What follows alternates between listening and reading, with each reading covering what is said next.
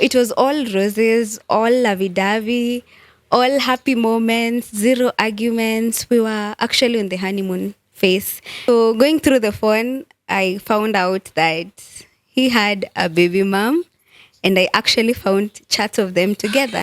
Hatupendani nini nini nini nini. Mind you,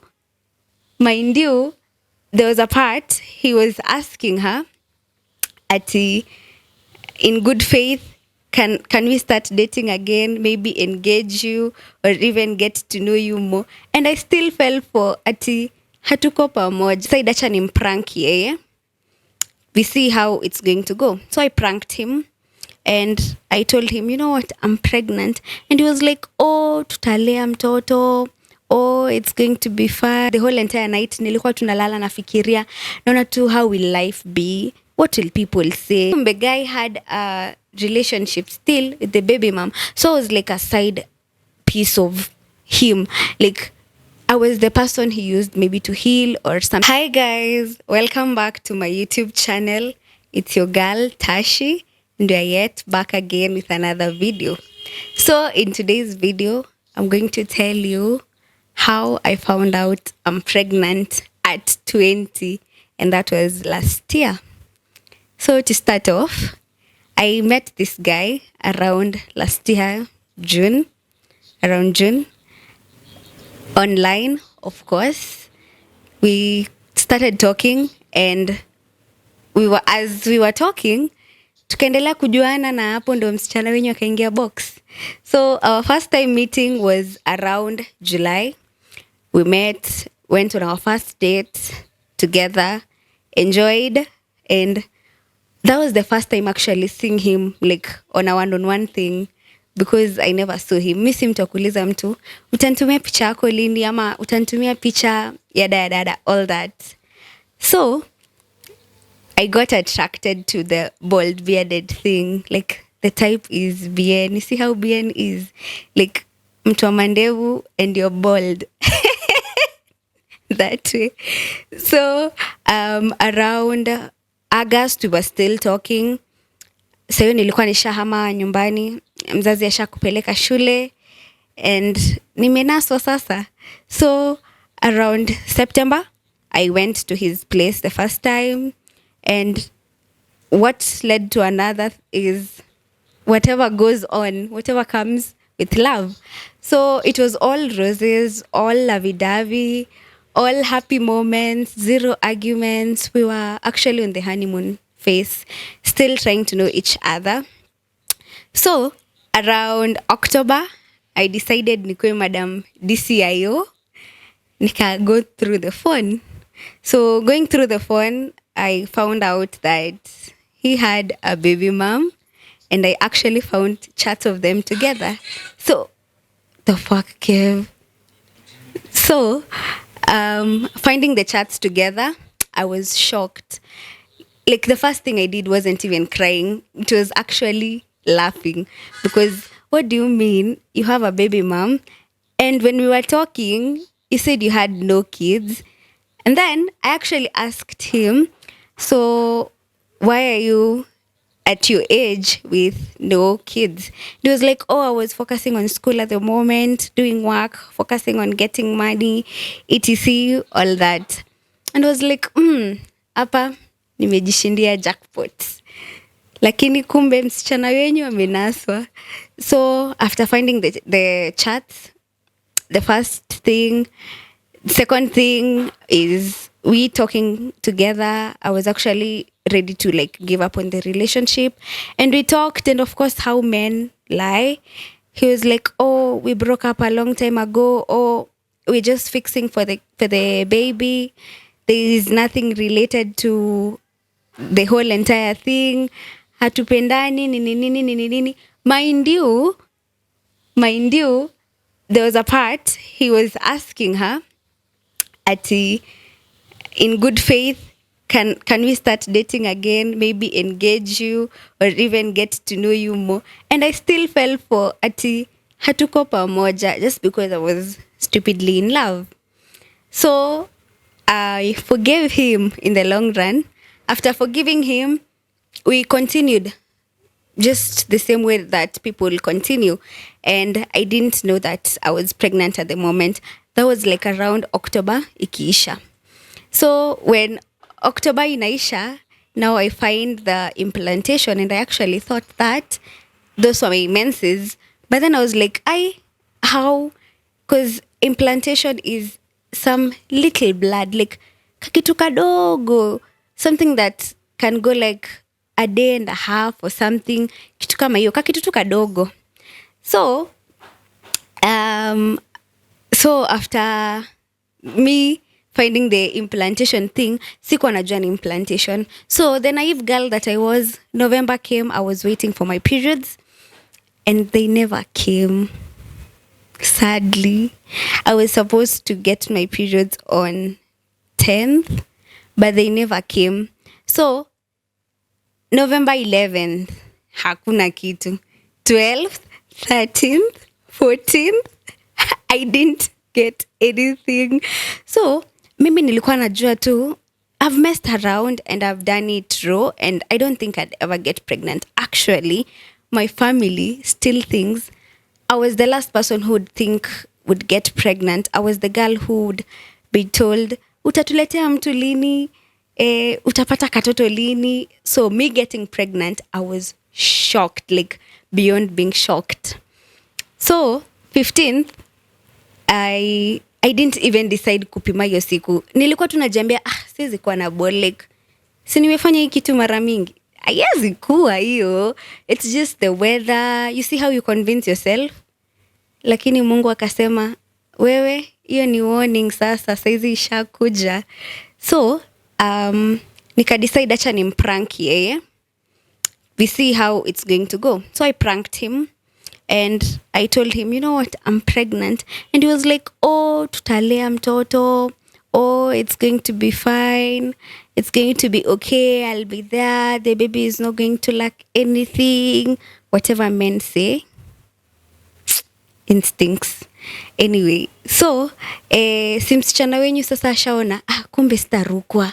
Hapa tuko pamoja, bumper to bumper. Kama shingo na kichwa.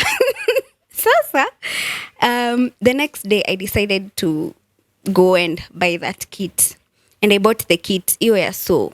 Inakuanga like a strip. Like you pee and then you put it in. So the moment of truth came. I put it in. And ilikuwa ishaanza kuonyesha lines. Hata kabla iyo masaa yake ijaisha. Like the thing ilikuwa ishaanza kuturn color pink. Na hata the time haiko imeisha, and I knew I'm busted. Because the moment it turns pink, that means your HCG levels are detected in your urine. So, kuangalia, I found out I'm pregnant, and your girl broke down. I remember sitting down on the floor and crying. I cried. Like when I say I cried like a baby, like a small baby. He was there looking at me at my place, looking at me, telling me, oh, it's going to be fine. Oh, it's going to be okay. Don't worry, yada, yada, all that. So, the thing that was in my mind at the moment, and as to why I was crying, is because I had a lot of dreams. I had a lot of fulfillments to do. We had a lot of things to do with my dad. My dad is my best friend. Shout out to him if he's going to watch this. And I knew we had a lot of things planned. You know, like, we're going to do this, we're going to do that. We have raw conversations with him. And alikuwa ashaniambia hizi ni vitu nilikuwa ninaambiwa, but I was like, siezi, najua, sinajua. Unio najua, mimi nilidhani nilikuwa najua, but sikuwa najua. So that night, I actually didn't sleep. I have mad anxiety. So the whole entire night, nilikuwa tunalala nafikiria, naona tu, how will life be? What will people say? I'm so young. I'm early in campus. Watasema nini? All that. Hiyo ndo kitu nakuanga kwa akili ya mtu. Watasema nini? So, I didn't sleep. Hata sidhani kama nilikula. Sikukula actually. Because unakula juu ukijua you have something in your belly. But the first thing in my mind, I knew I'm not going to terminate it. I was so strong on I'm going to keep this First, because I'm a Christian. Second, choices have consequences. If there's anyone who's always convinced on ishafanyika sasa tutadu, ni mimi. Mi nilikuwa nasema, msichana, siwe ndo ulikuwa unarudisha ndani kiteleza? Bas, girl, we are having it. Msichana, siwe ndo ulikuwa unapiga nduru peke yako? Itana huko? We are doing this.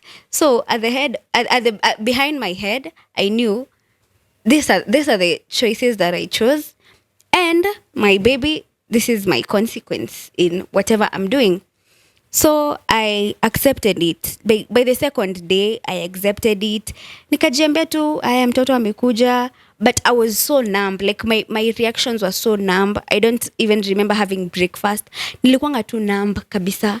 Sikuwanga na any reaction at the moment. Sikuwa najua kama niko happy, kama siko happy. But one thing I was sure of is siko sawa. But tena siwezi toa, so tutadu, si tunaendelea. So that was like around November. After kupima, sikuwa naamini. The next day, I went to Sinai Hospital. Iko hapo Ronga, hapo Masai Lodge, just to get like an ultrasound of knowing, hey, enyewe iko. I did like around 4 tests before landing to the first ultrasound. Ndo nikajua I'm like about 6 weeks in. Yeah, 6 weeks in. And in my head, I knew, you know what, Tasha, we're going to tell my parents as soon as now. So kwa akili nilikuwa najiambia, acha niwaambie mapema, ndio in case wakasirike, atacha kunikasirikia nikiwa uko 4 months, 5 months, etc. Lakini tena najiambia, ama nimwambie ikiwa uko 4 months, 5 months, akiamua kukasirika, atakasirika, tena atanisamehea. Juu mzazi anasameanga mtoto. That is what was in my head at the moment. But I knew this conversation we've had with my dad, and the reaction wouldn't be as in my head. But jisha fanyika, unajua ujuangi kama utageukwa hata kama msha have the conversations, you know. So after knowing that I'm 6 weeks in, I cried again. Yani nilikuwa naomba day in, day out, telling God, I don't want it. Like, God, I don't want it.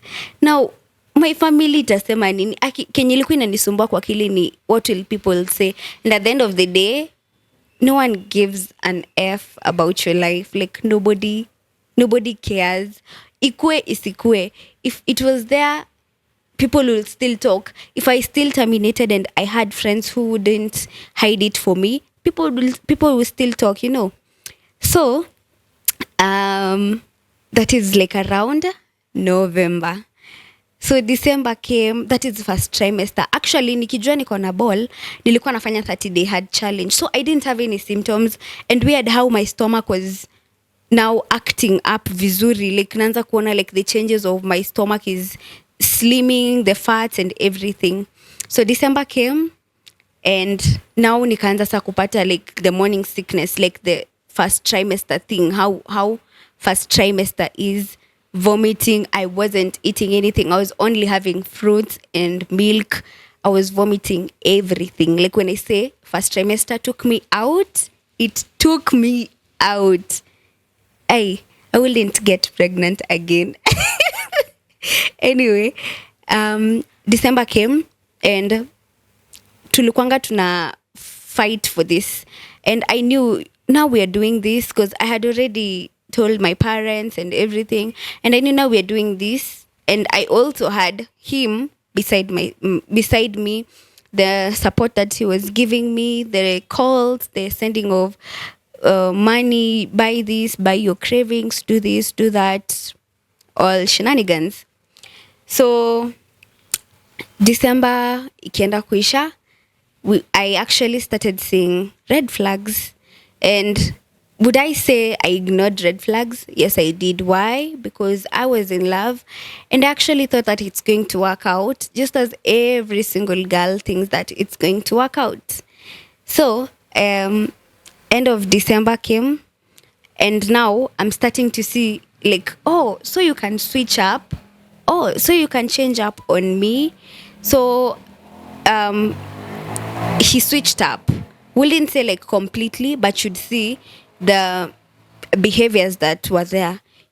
No more calls, no more texting, no more checking in the name of I'm going through a lot. He wouldn't do something because again he's going through a lot. All that nonsense. I still believed, and my dad used to ask me, like, uko sure? Uko sure you guys are going to be pamoja? I'm like, yeah, tutakuwa pamoja, etc. My friends also, the ones that were close, walikuwa naniuliza like, uko sure? Nasema, like, uoni, ashafanya hii na hii na ile, asha move out to that new place, ana consider the baby, nini nini nini. Kumbe guy had a relationship still with the baby mom. So it was like a side piece of him. Like, I was the person he used maybe to heal or something. I don't even know, honestly. I don't know. So January came, and now Tasha is on no contact with the baby daddy. So we weren't talking at the moment. Nothing, like zero contact. You can imagine you're pregnant. You're doing it now alone the first month. You don't know where to start off. You're very confused. You have no one to tell you, even do inakuanga, fanya hivi, fanya ile. I was literally doing it alone, like figuring things alone on my end. So, clinics money, my dad would send me. My dad was doing it. My dad stepped up like the dad he is. He'd send it to me, and I'd always cover up for my baby daddy. I'd say, oh, and I go through a lot. Ama, simu yake ilikuwa imesha moto, so angenitumia at the moment. Ndio maana hii na ile ilifanyika. So February came, we fixed it up with him. Again, the same weird stories that I'm going through a lot, I'm doing this, I'm doing that. And long story cut short, it went to the same constant behaviors. I'll be there, but I'm going through a lot. Just give me time. It's going to work out. It's going to do this. All that. Like, ni kama unaambiwa, unajua nini, uko solo, lakini sitaki kuambia uko solo. Nataka bado kukua hapa, nataka kuingianga nikitoka, nikiingia nikitoka. And it's so weird how men think that they'd storm in and storm out whenever they want. You know, like, you can be there when you want to and not there when you want to. Bro, I was there for my baby when my mental health wasn't okay. I was there when I was crying. I was there. Motherhood doesn't give you a break of ati, you know, ati sijakuwa hapo, acha nitakuwa baadaye, acha kwanza niache mtoto hapa kwa kiti, tena ndakuja nimrudishe ndani nikishakuwa mentally okay. So that is how I found out I'm pregnant. That has been my journey so far. We are almost finishing. We are having a few more weeks for baby to come.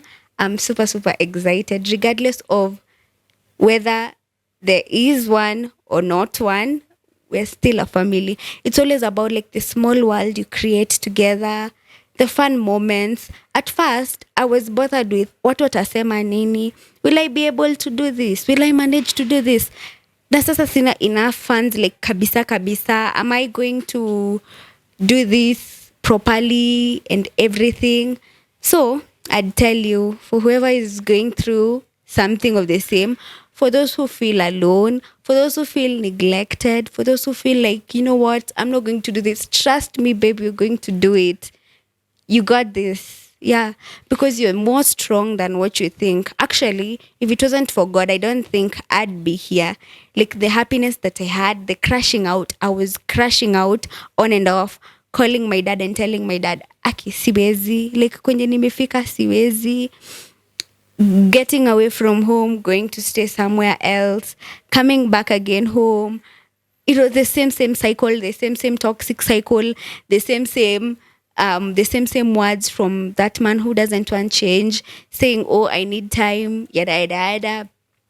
Oh, pardon me, I still want to be there. So when do you want to be there when you haven't been there actually from the start? You know, it makes me question a lot.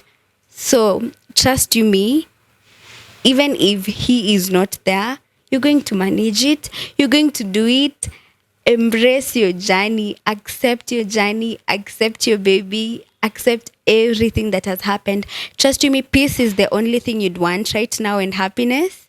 And I wish each and every one of you watching this, either in the same journey, either not in the same journey, I'm wishing peace and happiness for you, because you deserve it. And this is a safe space where we can all explore, talk about motherhood and everything related to it, you know.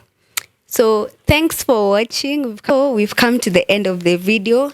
Kindly remember to like, comment, share, subscribe, and let's see each other on the next video. Bye guys.